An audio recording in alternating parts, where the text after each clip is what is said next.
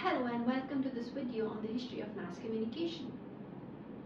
In this video, we will discuss the development of the concept of the fourth estate in the 19th century. The Enlightenment was a philosophical movement that emphasized the importance of reason and individualism.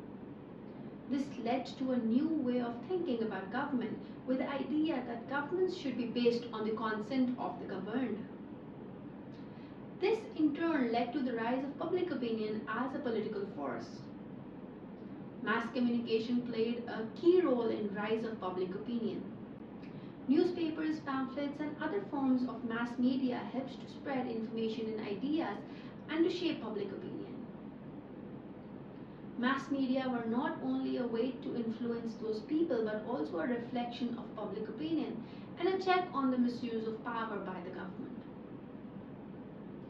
The term Fourth Estate was coined by Edmund Burke, an Irish politician, in the 18th century to refer to the press.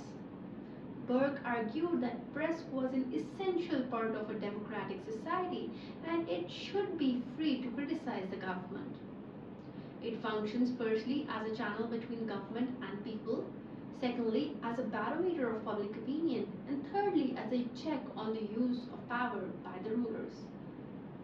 The French Revolution of 1789 was a watershed moment in the history of Fourth Estate as the masses rose and executed King Louis XVI and many other French nobles.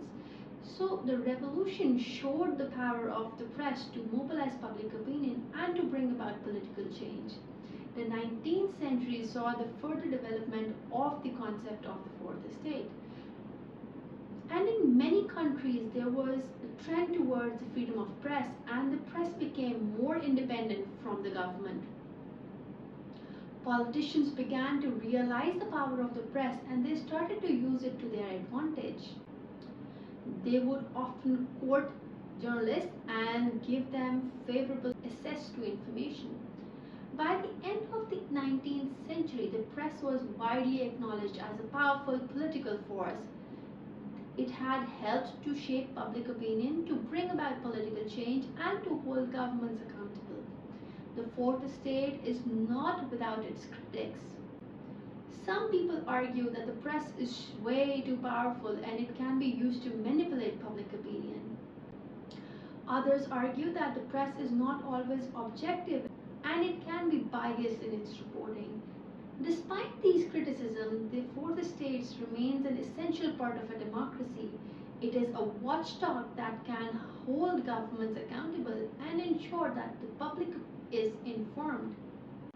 The concept of Fourth Estate is still very relevant today, and the press continues to play a vital role in the democracy by informing the public, holding governments accountable, and shaping public opinion.